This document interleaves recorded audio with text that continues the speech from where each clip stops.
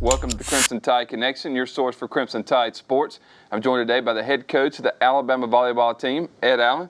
Coach, it's good to see you. Good to see you, Chris. Coach, you're a little more than halfway through your 2013 schedule. The team is 13-4 through 17 matches.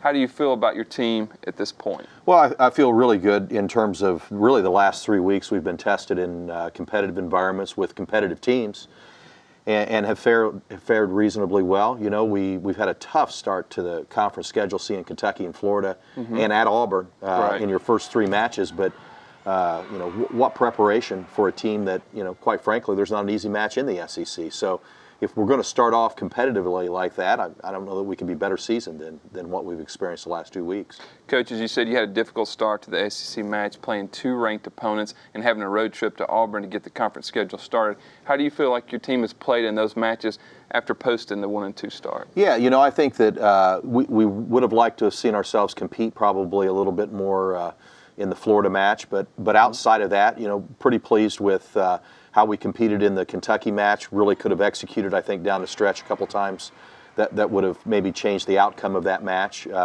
Played extremely well at Auburn in front of a record crowd there, and real pleased with how our kids not only executed but competed in a hostile environment. And then, you know, felt like, you know, could have played probably more competitive in the Florida match that we had this past weekend. But, you know, a young team that's learning to grow and learning to do a lot of things right now.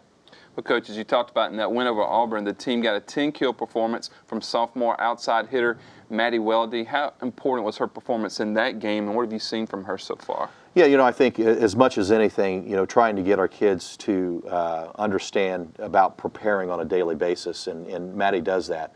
And so consequently, when Laura had a difficult start to the match, we were able to insert her in there, and because she prepares every day, she's able to have that type of match. And you know, the same thing's true of a couple of other players that we have. And I think, you know, that's the difference this year in comparison to my first 2 years, is that we do have some depth that we can be able to go to if someone's struggling in a position. And so now getting them to prepare every day, you know, for that opportunity is important.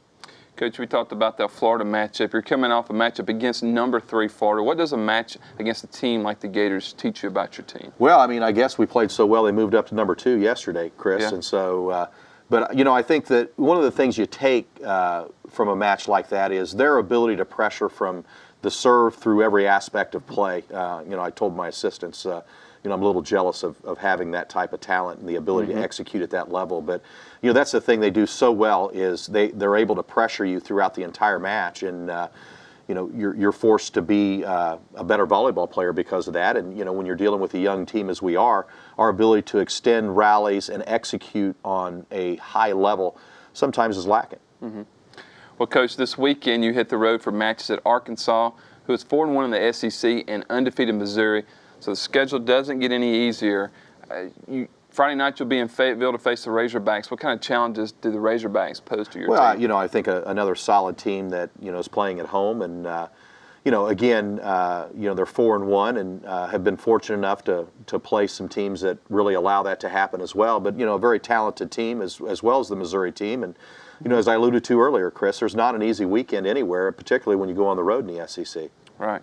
Well, Coach, you go to Columbia, Missouri, as you said, for a Sunday matchup against Missouri, who is one of the last unbeaten teams in the country. You beat the Tigers on the road in 5 sets to close out the 2012 season. So what do you expect with this matchup against the Tigers? Well, you know, I think, again, another great opportunity for us to find out what we need to do to get better, but more importantly, be pushed to get better. And a team that's probably a little deeper than it was a year ago in Missouri, and brings back several upperclassmen. Setter's one of the best players in the league, and she's a senior, and so I think she has a lot to do with the fact that they're still unbeaten on the year. Well, Coach, good luck this weekend against the Razorbacks and the Tigers. If you're in Arkansas or Missouri, you can head on to support the Tide, but if you can't, you can listen to all the matches right here on Tide TV at RollTide.com. For head coach Ed Allen, I'm Christopher England, and that's it for this edition of the Crimson Tide Connection.